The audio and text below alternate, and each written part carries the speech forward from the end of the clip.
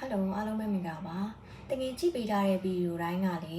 သူက VIM ပုံစံမျိုးပေါ့နော်တကယ် page မှာဟောနေကြ VIM ပုံစံမျိုးကြည့်ပေးထားတာဆိုတော့တကယ်ကိုလာမေးတဲ့အခါကြလို့ရှိရင်လေသူကယူတဲ့ packet တွေမတူဘူးပေါ့နော်တကယ်ဗီဒီယိုမှာလုပ်ပေးတဲ့မိကွန်နိုင်ရကြတော့တေချာလေးကန်ဆက်ပြီးတော့တေချာလေးကြည့်ပေးထားတဲ့ပုံစံမျိုးဆိုတော့အဲ့လိုမျိုးမေးချင်နေဆိုရင်တော့ VIM packet တွေမှာပဲအဆင်ပြေမယ်နော်အဲ့ဒါလေးနည်းနည်းနားလည်မှုလွဲနေလို့ရှင်းပြပေးတာပါရှင်အဲ့ဆိုတော့ဒီတစ်ခါကြည့်ပေးမယ် reading ကကြတော့လက် connection ပေါ့နော်အခြေအဓိကကြည့်ပေးထားတယ်စိတ်ဖက်တာအဓိကကြည့်ပေးထားတယ်အဲ့ဆိုတော့လက် connection ဆိုတော့ပိုင်ကတော့နှစ်ခုရှိမယ်ပိုင်1နဲ့ပိုင်2ကိုကြိုက်တဲ့ပိုင်ကိုရွေးပေးပေါ့နော်သူကလက် connection ပုံစံမျိုးတိုင်းပြမှာဟောတဲ့ပုံစံမျိုးတိုင်းတခြားလေးကန်စစ်ပြီးတော့ကြည့်ပေးထားတယ်စိတ်ဖက်ပေးထားတယ်အဲ့ဆိုတော့အရင်ဆုံးတကယ်ဒီပိုင်1အတွက်ကြည့်ပေးထားတဲ့ connection လေးကိုပြောပေးမယ်နော်ဒီလက် connection ကကြတော့ကိုယ့်ရဲ့ချစ်သူနဲ့လည်းဆက်လို့ရတယ်ကိုယ်သဘောကျနေတဲ့သူနဲ့လည်း connection ဆက်လို့ရတယ်ဒါမှမဟုတ်ရေးစားဟာအဲ့လိုမျိုး connection ဆက်တဲ့ပုံစံမျိုးဆိုတော့ပိုင်မီဝေးခင်မှာကိုကလူတစ်ယောက်ကိုတခြားလေးစဉ်းစားထားပြီးတော့မှအဲ့ဒီလူနဲ့connection ဆက်ပြီးတော့ကြည့်ရတဲ့ package ဆိုတော့လူတစ်ယောက်ကိုအရင်စဉ်းစားပြီးမှပိုင်ကိုရွေးပေးပါနော်အဲ့ဆိုတော့အခုကတော့ပိုင်1နေအတွက်ရွေးထားတာလေတကယ်ပြောပြပေးပါမယ်ရှင်ဒါလေးကတော့ပိုင်1တွေအတွက်ကြည့်ပေးထားတဲ့ packet လေးပေါ့နော်ကြည့်ပေးထားတဲ့ let connection လေးပေါ့အရင်ဆုံးစိတ်ဖက်တာလေးမပြောခင်မှာဒီပိုင်1တွေရွေးထားတဲ့သူကအချစ်ရေးနဲ့ပတ်သက်ပြီးတော့ကန်ကောင်းလားကန်နဲ့ပတ်သက်ပြီးဘယ်လိုလမ်းကြောင်းတွေရှိလဲဆိုတာလေးပြောပြပေးမယ်နော်ပုံမှန်တော့ပိုင်1တွေရွေးထားတဲ့သူကအခုလက်ရှိမှာတော်တော်လေးစိတ်ပင်ပန်းမှုကိုခံစားနေရတယ်ပူပင်တော့ကလည်းများနေတယ်ခံစားချက်တွေကလည်းထိလွယ်ရှလွယ်ဖြစ်နေတယ်အတိတ်နဲ့ရှင်ကြည့်ရင်ပဲဖြစ်ဖြစ်လက်ရှိပြစ္ဆုတ်ပံနဲ့ရှင်ကြည့်ရင်ပဲဖြစ်ဖြစ်ကန်ကတော့အညံ့ပိုင်းထဲမှာရောက်နေတယ်ပေါ့နော်ကိုလည်းရုံးမထွက်နိုင်သေးတဲ့အခြေအနေမျိုးဆိုတော့တချို့တန်ရောစင်တွေတချို့ခံစားချက်တွေနဲ့ပတ်သက်လာရင်ကိုတိုင်းကမပြီးပြတ်သေးတာမပြတ်သားတာပြက်သားမလုံနိုင်တာခံစားချက်တွေဝေဝါးနေတာဇဝေဇဝါဖြစ်နေတာဒါဆိုလက်တလောကန်ချီနေရဆိုရင်တော့အချစ်ရေးကန်ညံ့တဲ့ထဲမှာပါတယ်တခါလေအတွေးတွေများပြီးတော့ဘာဆက်လို့ရမှမသိတယ်လို့မျိုးလမ်းပြောက်တယ်လို့မျိုးအထိဖြစ်နေတတ်တယ်ဒါကတော့6လပိုင်းလောက်အထိဒီလိုပုံစံတိုင်းသွားနေတတ်တာဆိုတော့ကိုကဘာတတိထားရမလဲဆိုရင်ခံစားချက်ကိုအရင်ကြီးဦးစားပေးလို့မရဘူးရှေ့တန်းတင်လို့မရဘူးကိုကဘယ်လိုပြောရမလဲအစွဲလန်းကြီးတဲ့သူဆိုတော့ကိုတတ်နိုင်သလောက်အထီးရှာနေအောင်နေနိုင်မှပဲအဆင်ပြေမယ်တခြားသူကိုအပြစ်တင်လို့တော့မရဘူးကိုယ်စိတ်ကစွဲလန်းတဲ့စိတ်ကြောင့်လို့ဖြစ်နေတာဆိုတော့တခါလေကိုယ်စိတ်ကိုမထိန်ချုံနိုင်တာမျိုးဖြစ်တတ်တာပေါ့နော်ဒါလက်ရှိပိုင်1နေတွေးထားတဲ့သူရဲ့ဥပမာချစ်သူလည်းဖြစ်ကောင်းဖြစ်နိုင်တယ်ရေးစားဟောင်းလည်းဖြစ်ကောင်းဖြစ်နိုင်တယ်သဘောကျနေတဲ့သူလည်းဖြစ်ကောင်းဖြစ်နိုင်တယ်တကယ်လို့သဘောကျနေတဲ့သူဆိုရင်တော့အဲ့လူကကိုယ်ကိုစိတ်ဝင်စားမှုအရင်နဲနေသေးတယ်ပြောချင်တာကိုယ်ကိုပြန်မသဘောမကျသေးဘူးပေါ့နော်သူ့ဘာသာသူပါစင်နဲ့သူကိုအလုရှုံနေတတ်တဲ့လူမျိုးဆိုတော့ပိုင်1နေစဉ်းစားလိုက်တဲ့သူကကြတော့သူတို့ကအချစ်ကြီးကိုပေါ့တန်ပဲတွေးထားတယ်သူတို့အတွက်အရင်ကြီးဓာကြီးကိုပဲကောင်းထဲမှာထည့်ထားပြီးအချိန်တိုင်းစဉ်းစားနေတဲ့သူမျိုးမဟုတ်ဘူးသူ့ရဲ့ခံယူချက်ကကြဘယ်လိုမျိုးလဲဆိုတော့နောက်ကျရင်အဆင်ပြေသွားမှာပဲအဲ့လိုပေါ့နော်နည်းနည်းပေါ့တန်တွေးတဲ့အတွေးလေးတွေများတယ်တကယ်လို့ချစ်သူရေးစားအတွက်ဒါတွေးတယ်ဆိုဒီရက်ပိုင်းမှာသူ့ရဲ့ခံယူချက်တွေနဲ့ကိုယ့်ရဲ့ခံယူချက်တွေကဘလို့မှညှိလို့မရတော့တယ်လို့မျိုးဥပမာကိုကသာတယောက်တည်းစိတ်ရှုပ်နေပေမဲ့သူကဘာမှမဖြစ်တယ်လို့မျိုးအဲ့လိုပုံစံတွေဖြစ်တတ်တယ်ပေါ့နော်ကိုကသာတယောက်တည်းကဘာပြက်နေပေမဲ့သူ့ဘက်ကတော့အေးအေးဆေးဆေးဖြစ်နေတယ်ဆိုတဲ့အနေအထားကိုသွားတွေးရတယ်ဒါဆိုတော့အခုလက်ရှိသူ့ရဲ့စိတ်ကတော့ကိုယ့်ပေါ်မှာအရင်လေးလေးနက်နက်မရှိဘူးပေါ့နော်သူ့ရဲ့ခံယူချက်အရာဆိုရင်လည်းကိုစဉ်းစားလိုက်တဲ့သူကိုတွေးလိုက်တဲ့သူကလေအချစ်ရည်ကိုဦးစားပေးတတ်တဲ့သူမျိုးမဟုတ်ဘူးသူ့ရဲ့ဘဝမှာသူတိုးတက်ပြောင်းလဲဖို့အတွက်သူကြိုးစားနေတယ်ဥပမာငွေရှာဖို့အတွက်သူ့ရဲ့ဘဝရည်တည်မှုအတွက်ပဲအမြဲတမ်းကောင်းထဲမှာရှိနေတဲ့သူဆိုတော့သူနဲ့ပတ်သက်လာရင်သူ့ရဲ့ချစ်ချင်းမြတ်တာ100%ပြည့်ရဖို့ဆိုတာခဲရင်နေပေါ့နော်သူပေးချင်မှဖြစ်မယ်သူပေးချင်တဲ့စိတ်ရှိမှရမယ်ဆိုတဲ့ပုံစံမျိုးဖြစ်နေတယ်ဒါဆိုပိုင်1နေစဉ်းစားလိုက်တဲ့သူကကြတော့အချစ်ရေးထံငွေအချစ်ရေးနဲ့ငွေကြေးဆိုငွေကြေးကိုဦးစားပေးတဲ့သူအလုပ်ကိုဦးစားပေးတဲ့သူဖြစ်ဖို့များတယ်သဘောကျနေတဲ့သူဆိုရင်တော့တကယ်ကြံပေးချင်တာဒီလက်ရှိတယောက်ကိုအရင်ကြီးမျော်လင့်မထားဘဲနဲ့ကိုယ့်ဘာသာကိုနောက်ထပ်ရွေးချယ်မှုတစ်ခုကိုလုပ်လိုက်တာကတော့ပို့ပြီးတော့အဆင်ပြေနိုင်တယ်ပေါ့နော်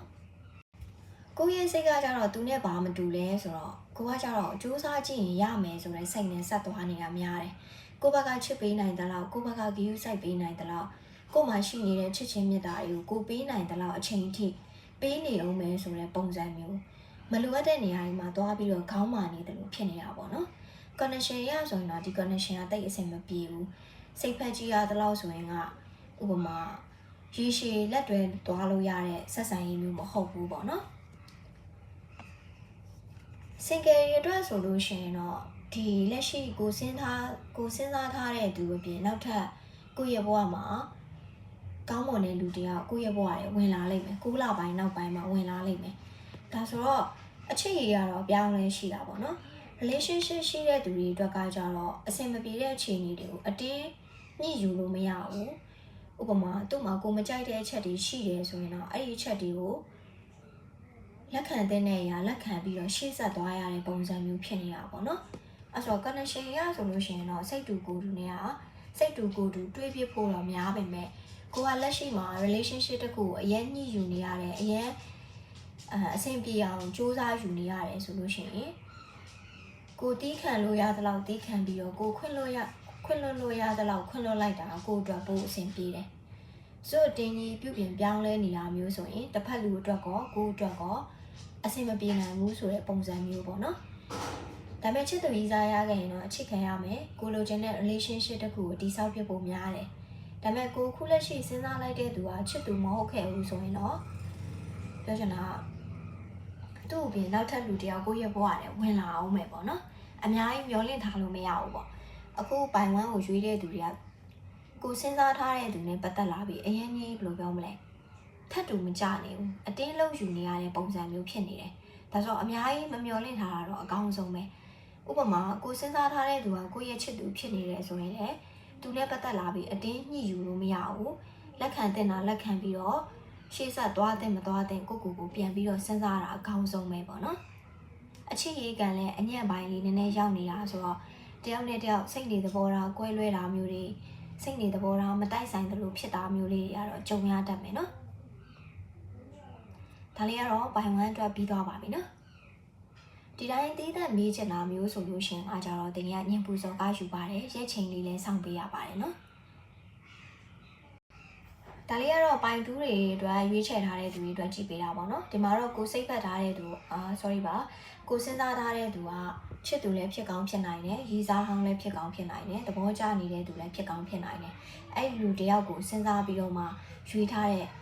connection ပေါ့နော်အဲ့ဆိုအရင်ဆုံးစိတ်ဖက်တာလေးမပြောခင်မှာကြတော့ပိုင်တူးတွေကအချစ်ရေးကံနဲ့ပတ်သက်ပြီးဘယ်လိုရှိလဲဆိုတာကိုကြည့်ပေးမယ်ပိုင်တူးတွေကကြတော့အဲ့လိုပတ်သက်နေရတဲ့တောတွင်းထဲမှာဘယ်လောက်ပဲနာကျင်ကိုချစ်ရတဲ့သူနားမှာနေရမယ်ဆိုလို့ရှိရင်ဘယ်အရာမဆိုရင်ဆိုင်နိုင်တယ်ကြော်ဖြတ်နိုင်တယ်ဘယ်လိုပြောရမလဲအချစ်လည်းကြီးတယ်လို့အရာရာကိုခွင့်လွှတ်ပေးနိုင်တယ်ဆိုတဲ့ပုံစံမျိုးပေါ့နော်ပုံမှန်အဖြစ်ဆိုတော့အချစ်ကြီးကအရင်ကြီးကံကောင်းတဲ့ထဲတော့မပါဘူးဒါပေမဲ့စိတ်ပိုင်းဆိုင်ရာအရာကိုကအရင်ပြက်သားတဲ့သူဆိုတော့တချို့နာကျင်မှုတွေကကိုတိုင်းကရုံးမထွက်သေးတာကိုတိုင်းကဒီနာကျင်မှုကိုကြည်နက်ကြီးနဲ့လက်ခံနေရမျိုးဆိုတော့တချို့စိတ်အဆင်မပြေမှုတွေတချို့အဆင်မပြေမှုတွေကကိုတိုင်းကလွတ်မချသေးတာလည်းပါမယ်လွတ်ချဖို့အတွက်လည်းခဲရင်းနေပေါ့နော်ကိုလုပ်ချင်တာကိုလုပ်မယ်ကိုဖြစ်ချင်တာကိုဦးစားပေးမယ်ဆိုတဲ့ပုံစံမျိုးဆိုတော့ဘသူ့အကြံဉာဏ်မှလည်းတိတ်ပြီးတော့မယူဘူးပေါ့နော်ကိုခံယူချက်နဲ့ကိုဆက်သွားတာများတယ်အချစ်ရေးကံကတော့လေအရင်ကောင်းမှလို့မရပါဘူးကောင်းမှရင်ကိုထင်ထားတာထက်ပိုပြီးတော့နည်းနည်းကိုကပေးဆက်ရတာများတယ်လို့ဖြစ်လာတတ်တယ်ပေါ့နော်ပိုင်တူးတွေစဉ်းစားထားတဲ့သူရဲ့စိတ်ကိုဖက်ကြည့်ရသလောက်ဆိုရင်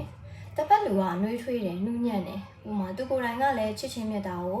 တန်မိုးထားတဲ့သူမျိုးပေါ့နော်ဒါပေမဲ့တခါလေသူကအလုံးရှုပ်တဲ့အတွက်ကြောင့်အချိန်ပြေးဝမပေးနိုင်တာမျိုးတွေလည်းဖြစ်ကောင်းဖြစ်နိုင်တယ်သူကကျတော့တန်ရောစင်နဲ့ချီနှောင်ပြီးတော့ဒါကိုကချီနှောင်ထားမယ်ဆိုရင်ကိုလိုချင်တဲ့ချစ်ချင်းမြတ်တာမျိုးသူ့စီကနေပြန်ရတတ်တယ်ချစ်သူကြီးသားဆိုလို့ရှိရင်လည်းကိုရဲ့ချစ်သူကကိုကိုလက်ထပ်ဖို့အထိလေးလေးနက်နက်စဉ်းစားထားတာမျိုးသူကိုယ်တိုင်ကလည်းအချစ်ကြီးကိုတန်မိုးထားတဲ့သူဆိုတော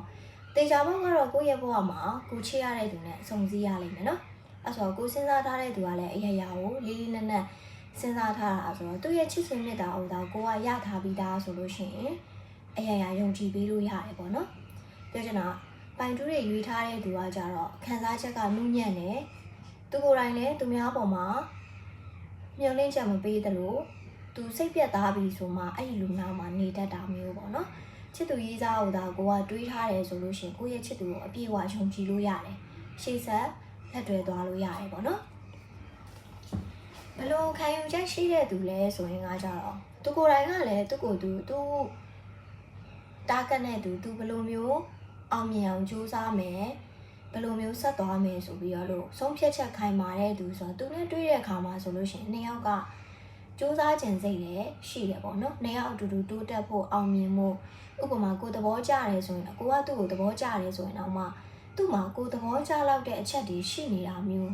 ရုပ်ရည်ပဲဖြစ်ဖြစ်အမူအရာအပြောဆိုဒါမှမဟုတ်သူ့ရဲ့နှွေးထွေးမှုအဲ့လိုမျိုးသူ့မှာကိုသဘောကျနိုင်လောက်တဲ့အချက်ဆိုပြီးတော့ရှိနေတာမျိုးတွေသွားတွေ့ရတာပေါ့နော်စကားသွားလာလဲနည်းနည်းနူးညံ့တယ်ဒါဆိုတော့သူကဖော်ဖော်ရွေနေတတ်တယ်ပေါ့နော်အပေါင်းအသင်းလည်းများတယ်ဖော်ဖော်ရွေနေတတ်တယ်အချစ်လည်းကြီးတယ်ပေါ့နော်အချစ်ကြီးတယ်ဆိုမှသူ့ပုံစံကတော့အရင်ကြီးအတ္တကြီးတဲ့သူမျိုးမဟုတ်ဘူးအဲ့လိုနှွေးထွေးမှုနဲ့ဆက်သွားတတ်တဲ့သူမျိုးဆိုတော့စဉ်းစားထားတဲ့သူရဲ့စိတ်ကတော့တော်တော်လေးနူးညံ့ပါတယ်နော်ကိုယ်စိတ်ကကြဘယ်လိုမျိုးလဲဆိုတော့ကိုကစပြီးသဘောကျတယ်ဆိုရင်တော့မှအဲ့ဒီဆက်ဆံရေးကိုရှေ့တိုးရခန့်နောက်ဆုတ်ရခန့်ဖြစ်နေတယ်အတိတ်ကခံစားချက်တွေနဲ့ရှင်ကြည့်ပြီးတော့ဥပမာကိုကသဘောကျပြီးကိုယ့်ဘာသာကိုလွတ်ချပလိုက်တာမျိုးတွေလည်းဖြစ်တတ်တာပေါ့နော်ဒါဆိုတော့ဒီကာလအပိုင်းခြားမှာじゃရှေ့ဆက်သွားတဲ့မသွားတဲ့ရှေ့ဆက်တိုးတဲ့မတိုးတဲ့စဉ်းစားနေရတာမျိုးတစ်ဖက်လူကအလိုက်တော့မသိဘူးတစ်ခါလေကိုပန်းဘာခံစားနေရလဲဘာတွေအဆင်မပြေဖြစ်နေလဲဆိုပြီးအလိုက်တော့မသိဘူးဒါဆိုတော့ချစ်သူကြီးသားသာဖြစ်နေခဲ့မယ်ကိုစဉ်းစားလိုက်တဲ့သူကချစ်သူကြီးသားသာဖြစ်နေလိုက်မယ်ဆိုတော့အဲ့လိုမျိုးအလိုက်မသိမှုလေးတွေကြောင့်နားလည်မှုလွဲတာစကားများတာအဆင်မပြေတာဖြစ်တတ်တာပေါ့နော်သဘောကျနေတဲ့သူဆိုလို့ရှိရင်လည်းကိုကစကားပြောရမှာနည်းနည်းတွန့်ဆုတ်နေတာကို့အတွေးတွေနဲ့ကိုရှေ့မရောက်နေတာမျိုးဖြစ်တတ်တယ် connection ရဆိုလို့ရှိရင်တော့ဂျားနောက်ရှက်တော့တတိထားပေးရမယ်ဂျားလူတို့တတိယလူတို့တော့အလွယ်တကူဝင်တတ်တယ်သစ္စာပေါက်တဲ့နမိတ်မျိုးမဟုတ်ဘူးဥပမာကိုသဘောကျနေတဲ့သူကိုတခြားတယောက်ကလည်းသဘောကျနေတာမျိုးဒါမှမဟုတ်ရင်ကိုယ့်ရဲ့ချစ်သူကိုချစ်သူရှိမှန်းသိရတဲ့လာပတ်တတ်တာမျိုးတွေကြုံရတတ်တယ်ဒါကတော့9လပိုင်း10လပိုင်းလောက်မှာနည်းနည်းတတိထားရမှာပေါ့နော် connection ရဆိုရင်တော့ရေရှည်လက်တွဲသွားလို့ရတယ်ရေရှည်အဆင်ပြေနိုင်တယ်သဘောကျနေတဲ့သူဆိုလို့ရှိရင်လည်းသူနဲ့ကိုယ်နဲ့ချစ်သူဖြစ်နိုင်တယ်နီးစပ်နိုင်တယ်နောက်ထပ်ခြေလှမ်းတစ်ခုထပ်ပြီးတော့တိုးနိုင်လိမ့်မယ်ပေါ့နော်ချစ်သူကြီးသားဆိုလို့ရှိရင်လည်းအဆင်မပြေတာတွေရှိထားရင်ပြန်အဆင်ပြေလာမယ်တပတ်10ရက်အတွင်းထဲမှာနားလည်မှုပြန်ယူပြီးတော့ကိုလိုချင်တဲ့ relationship တစ်ခုကိုတည်ဆောက်နေတယ်လို့တော့